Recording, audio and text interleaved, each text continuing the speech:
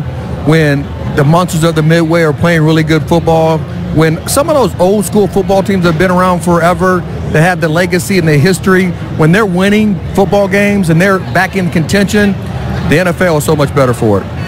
Listen, it was a lot of club dubs, and you know it hurts me to say that being a Green Bay Packer, but it was a lot of club dubs, man. I was rooting for Pete Carroll, but well deserved, man. Matt Nagy, he earned it, man. He turned that organization around, man. They won 5 games last year, 12 this year. You know, like you said, a kick away from winning that ball game, so well deserved, Matt Nagy. And Saquon, you got your wish? Well, I didn't get my wish, but I just thought that was a guarantee for me. I mean, you just have to watch him play. I think we all respect ball. We see ballers. And I'm telling you, when I saw the first couple plays, when that first touchdown run he had, that's not normal.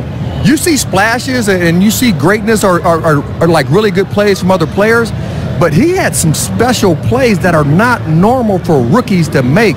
Or any human being to make. Well, the great players do make those type of plays, and that's why when you look at him, you go, he's already one of the top 3 running backs in the National Football League because he makes those plays on a consistent basis for his football team. Absolutely. I know everybody seen the contract that Odell Beckham signed, $100 million.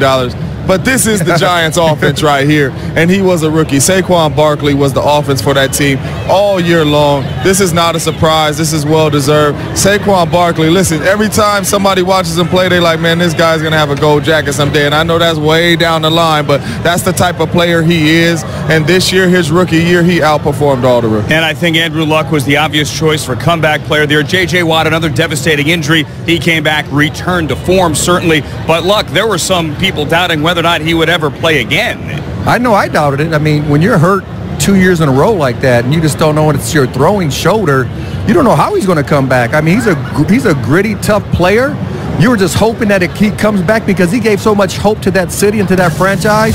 And without him, they weren't winning football games. But when he's back there, and even though you got a new head coach, but when he's back there, he has a skill set that can win a lot of football games for your team. And the crazy thing about it is it's not like he was handing the ball off 30 times. He was out there throwing this football 40 times a game. And listen, to win 4 games and then you get one guy back and you automatically are in the postseason with 10 wins, that lets you know you had a special year and you are comeback player of the year. Andrew Luck is a special talent. And there are other people there that obviously had a huge part in that, like Quentin Nelson or like Chris Ballard drafting Quentin Nelson there in the top 5, putting Darius Leonard in that defense there who led the league in tackles as a rookie, a second-round pick. We don't yet know about MVP. Again, all of this coming up on NFL Honors at 9 o'clock Eastern time. But we do know that Patrick Mahomes is the offensive I don't know why I'm a little nervous right now, because usually when they give offensive player they don't win they usually MVP. go a different route. So I'm a little nervous right now. Because to take this away from him, I don't know about that. I saw Patrick Mahomes earlier this afternoon. He did not know if he was MVP. I think he will be, but we don't know. We do know, however, that we have a great crowd here and a great crowd outside Amber Theoharis at Olympic Centennial Park. Hi there, guys. Hi, Andrew. I don't think the crowd here knows yet about these superlatives. It's starting to spread after we're telling them just now. But Patrick Mahomes is the offensive player of the year. Was that a shoo-in for you, Coach? Well, I've been at this game, man and boy, for 50 years. Yeah, that's how old I am, D'Angelo. And because of playbook, I get all the games Monday. Coach's view, sideline, end zone. Every week, I'm looking at Patrick Mahomes going, I don't believe what I'm seeing. I can't believe. Andy Reid in his wildest dream. They knew he was good, but that good. This guy is spectacular, the likes of which we haven't seen in a long time. Yeah, the things that Patrick Mahomes can do, definitely no surprise for me. I mean, he is special. And I thought Andy Reid knew he would be good, but I don't think anybody knew he would be this good. He's amazing to watch. And I remember that submarine-style throw he threw. I know his dad was a major league pitcher, but the way that he is able to do things is very entertaining. But when you look back at that draft just 2 years ago, he was taken 10th overall. Right. Mitch Trubisky went to the Bears before that. The running back class for the rookies in in general is in such good shape. Have you ever seen a year where, like, we have Sony Michel, we have Philip Lindsay, we have, Nick Chubb. It's amazing what these running backs are doing. But do you think Saquon should have been the Rookie of the Year offensively?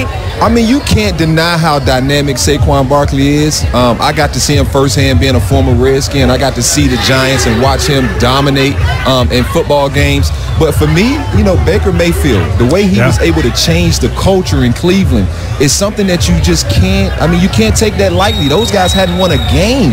And to see what he was able to do, Cleveland is in really, really good hands. And knowing Baker, the kind of guy he is, that attitude he plays with, that athletic arrogance, man, I wanted it for him so bad. Let's go back and second guess. You talked about looking back, and I may be wrong, but I thought going into the draft, they had a chance, Cleveland, to take Saquon Barkley number 1. They did. They may have well gotten Baker Mayfield at number 4. How about if they'd have taken that combination? That would have been an interesting combination. And how about what Matt Nagy is able to do, going from being an offensive coordinator with the Kansas City Chiefs, and he took some criticism because if you remember last year, that offense took a dip in the middle of the year. They got away from running the football. He took a lot of criticism. Then he goes on to Chicago, and he's able to take a team that was in last place 4 straight years and turn them around. How difficult is that to do as a coach? Well, it's a cultural change, and Rob Woodson alluded to it. It's just the world's right when the Chicago Bears, the storied franchise, and you get back on the right path.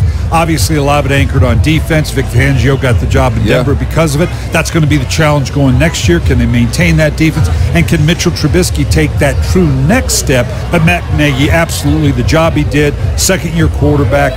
Chicago, absolutely. Much more